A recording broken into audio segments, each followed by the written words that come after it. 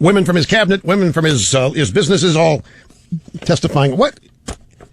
The fact that even has to be said even is a little bit insulting. But since we're doing cabinets, let's go back and let's listen to Bill Clinton's cabinet. Let's see here. This is January 23rd, 1998. This is outside the White House. After meeting with Clinton about his State of the Union message, you get Secretary of State Madeleine Albright, Donna Shalala, and Commerce Secretary Bill Daley are speaking with reporters about the meeting. And I'm not sure this is 1990. I think this is 93 or whatever the Lewinsky story broke, but it wasn't. Was 98 when that story broke? Was that second term stuff? Is that right? Holy smokes. Lewinsky was... All right, yeah. 10 times 98. Doesn't matter.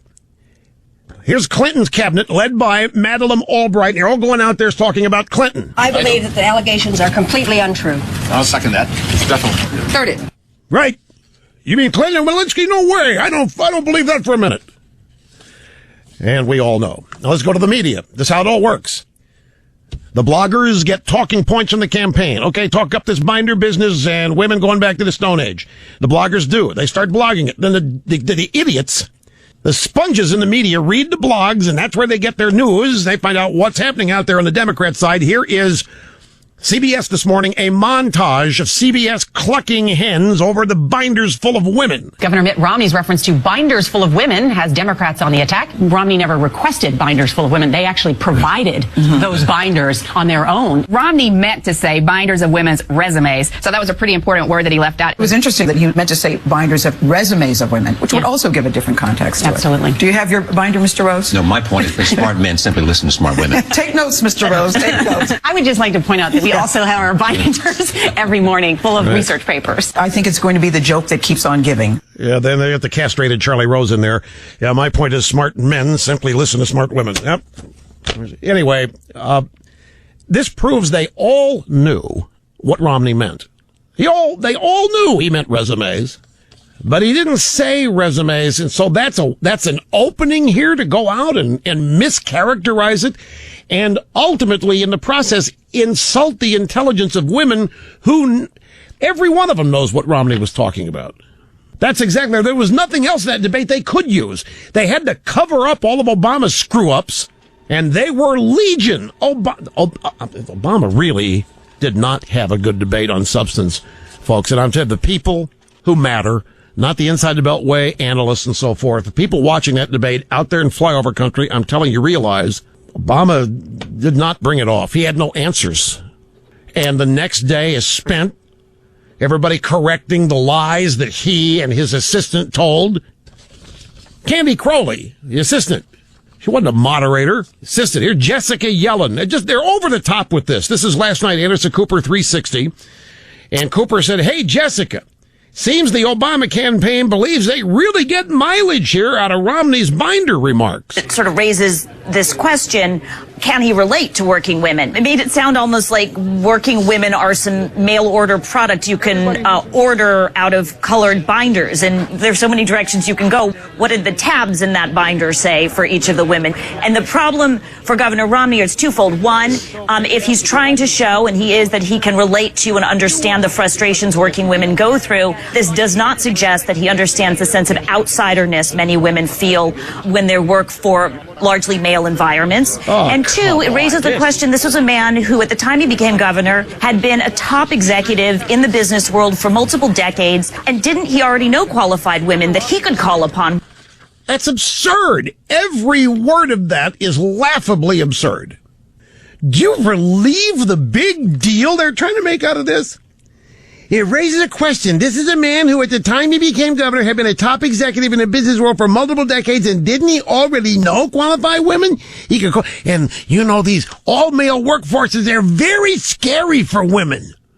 Very scary, and Romney obviously doesn't know that, and he doesn't realize how scary he was, referring to women as nothing but a bunch of binders. The only scary male workplace is the Obama White House. And there have been stories in the Washington Post and Time magazine about it from women in the Obama White House who left. One was Anita Dunn, the other was Christina Romer. That was the nature of her indecision. And it kind of surprised me because I can't fathom people not voting, but I know there are people, now that it's brought to my attention. But a not vote, if somebody's sitting home and not voting, is essentially a vote for Obama. And then I got a note, email from somebody says, you need to be surprised, Rush, at the number of people in this country who got suckered by Obama, and they don't want to admit it to anybody. They probably won't vote.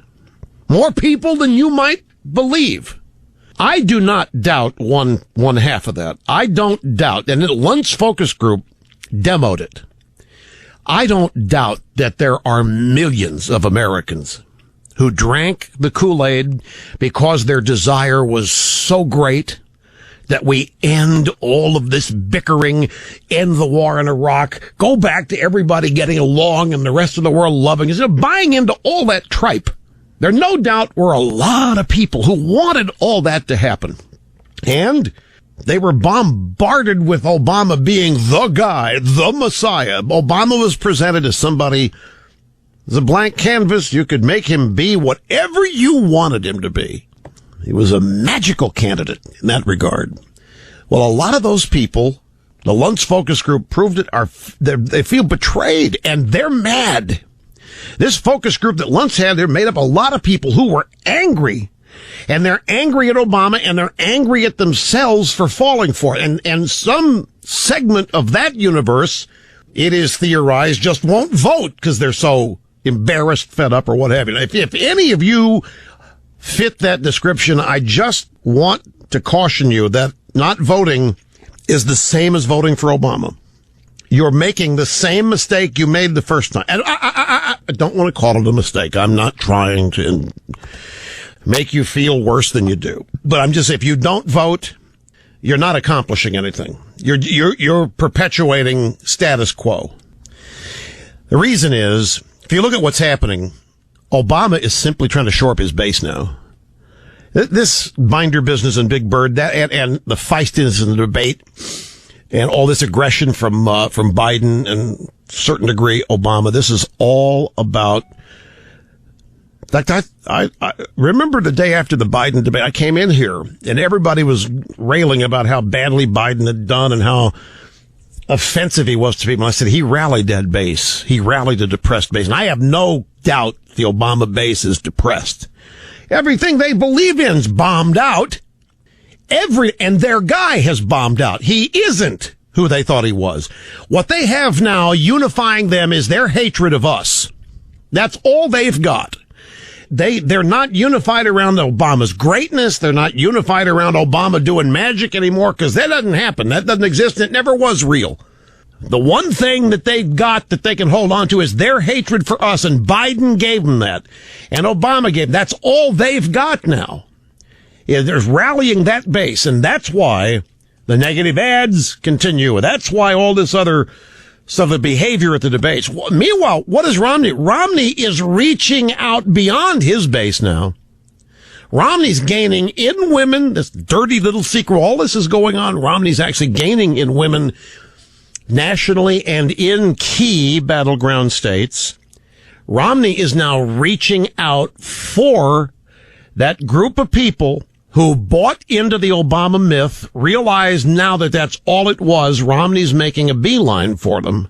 And his effort is to get them to vote as opposed to staying home. Obama, the reach out's gone. There's no hope. Obama started writing off segments of the electorate last year. White working class voters, the biggest one that he's written off. But now, when you're in New Hampshire day after the debate, in Iowa and so forth, you're simply trying to secure your base. You've got a whole different firewall now you've erected. Probably going to lose Virginia, Florida, North Carolina. Those are huge. In Florida, Palm Beach and Broward County, I gave you the numbers, 2008, Obama won over McCain 63-35. For the most part in both places. Now he's only up 4 in both places, and obviously trending in the wrong direction. Now Colorado's in play. That wasn't supposed to happen. 1 point behind Wisconsin after, Romney's picked up 8 or 9 points there. 7 points up in the daily Gallup tracking poll is Romney. And what are they answering with? Binders.